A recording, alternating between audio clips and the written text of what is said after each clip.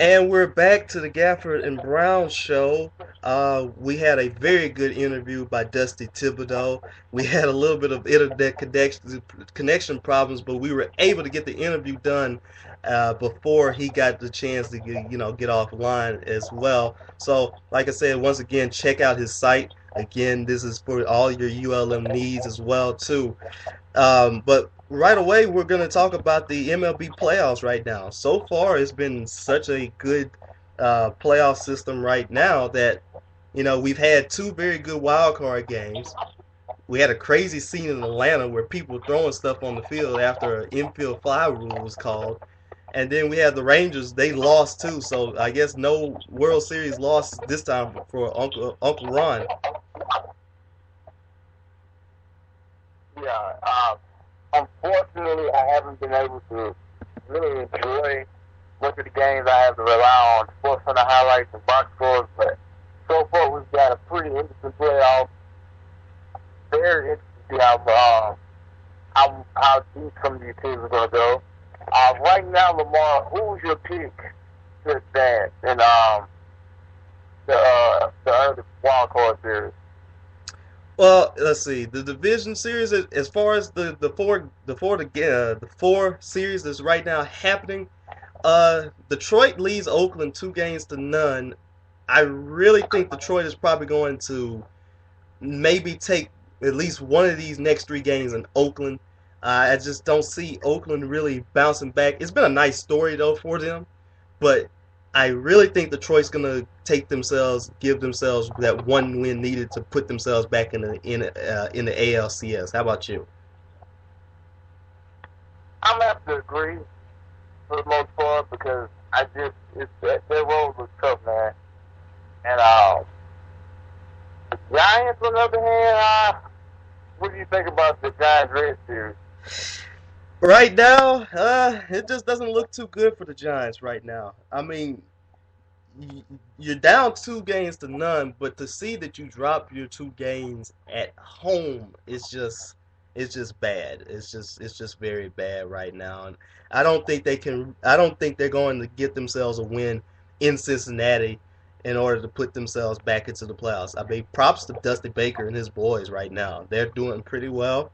Um, they got some good players and stuff, so I think Cincinnati's going to take this game at the earliest tonight. Right. And I was loving the fact that the Orioles and Yankees are tied. Uh, gotta love the underdog story with Baltimore. If they can somehow get over the Yankees, that's a great story. Great to see them go on in the postseason. Oh yeah, most definitely. I would love to see.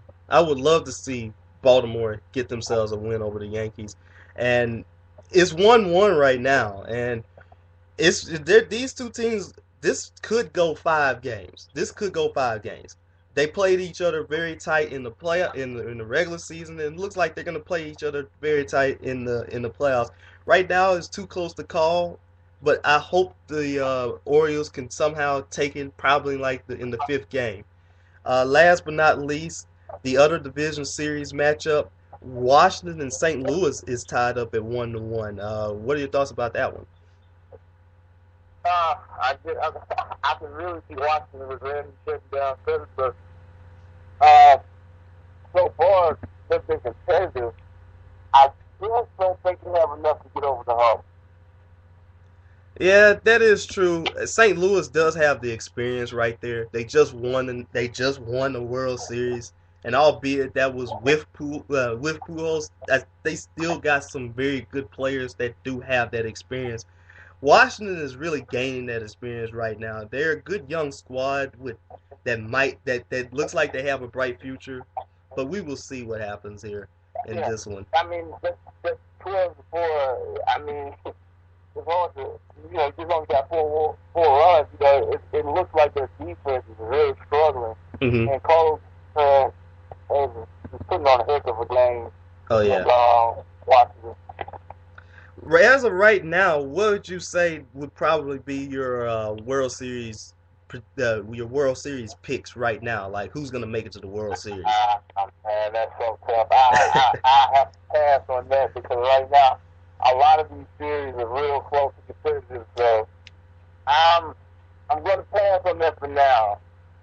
I feel you on that one too. It's just baseball. It's just the magic, the majesticness of baseball right now. You just got anything can really happen. It just all depends on whoever's hot on that day, whoever has the hot bat, whoever has whoever has very good pitching at that point in time and stuff. So, but right now it looks like we have some very good series continuing to happen, and we just hope that everything continues to get a little bit better, huh?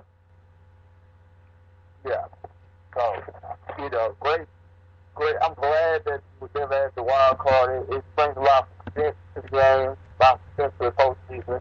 Mm-hmm. So, Now let's hope for it.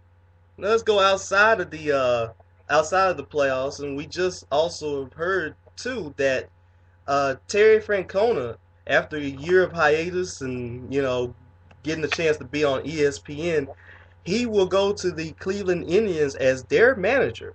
Your thoughts about that? Right, and he's going to have to improve that pitching rotation. He's definitely the big name you want. Definitely brings a lot of clout, a lot of professionalism. I just They just have a lot of hurdles to get over right now. You know,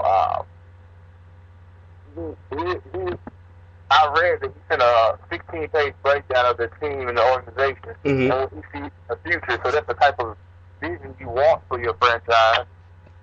And I don't know. I think he could have held off for a better job, but it seems as if he wanted this job just as bad as they wanted him. So maybe if he had made,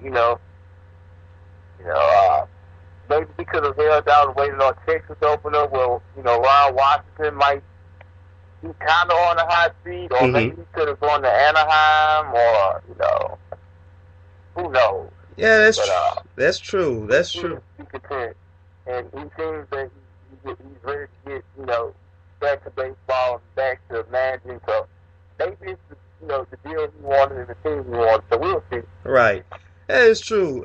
We all know what Terry Francona can do. He gave a baseball-starved city 2 World Series championships, and he is the type of manager that a lot of teams would love to play for. I mean, if you don't believe me, look at the Red Sox this year. I mean, the Red Sox were doing pretty good every single year that he was there, but when they hit this year, it just seemed like the bottom fell out and everything. To me, the Indians, they are very close. They are very close. The last 2 years they looked like they were going to be in the race early, but they faded late and they weren't that much of a factor. So maybe he is the shot in the arm that they really need in order to possibly get them over that hump in the AL Central. Yeah, right. And just as long as he's able to get the pitching, pitch and things of that nature, they can be right back in the hunt. Mm-hmm. It's going to be. I give them a year or two to get back to possibly coming close to winning the pennant or being in the pennant race. Oh yeah, most definitely. Most definitely. So I mean, like I said, we just hope that everything could happen right there. Could there have been possibly another job that could have been in line? Maybe so. I mean, who knows what could have happened. I would have also loved to probably see him if the Cubs were going to get rid of their manager. I would have loved to see him, to be there. Him and D.O. Epstein once again trying to reverse another curse and stuff. But that's just a different story right now. But yes. Right. Yeah, it sounds nice on paper. Oh yeah, most definitely. So we're gonna go ahead. We're gonna take another commercial break. We're gonna talk a little bit about the NBA and maybe some of the people from. I guess there has been a little bit of overreacting about some people and all that stuff. But we're also gonna talk a little bit about the NBA and everything else and everything else. This is the Gafford and Brown Show. We'll be right back. Wow. All right, we're back to the Gafford and Brown Show, and as we had stated earlier, we're going to talk about the NBA and the preseason right now. The preseason and training camps have already got underway. I've got a chance to see the Boston Celtics and the Dallas Mavericks. They're playing overseas and they're playing in Germany right now, taking on two top teams from there. Boston lost to actually one of the German teams, and the Dallas Mavericks were in a very close game. What did you take out of those things? Right now, I'm very interested in seeing the Dallas, the Mavericks play. Mm-hmm. I'm interested to see how Dirk is going to work with these new role players with Mayo and Collison and Chris Kaman. I'm, I'm very interested in seeing the Denver Nuggets play because right now the Denver Nuggets seem to be the sexy pick. I see a lot of people picking the Nuggets to be second in the West. Some even pick them to win the West. So I'm very interested in seeing the Nuggets play. I also like the New Jersey. But one thing I want to talk about, especially with you, Lamar, Mm-hmm. I was reading a report that said Darren Williams was very disappointed that Cuban didn't show up and kicked the man to him, and that played a part in him not going to Dallas. What are your thoughts about that? Well, my thoughts about that one right there, I just would think that I would have thought that Mark Cuban could have taken his time out and probably tried to meet Darren Williams there. It would have made it a little bit, more special to have your owner, to have a representative of the team being there. I mean, the coach is one thing, former players is one thing, even a player like Dirk Nowitzki is another thing. But I would also love to see an owner to be there too. It just makes it that much more of a difference.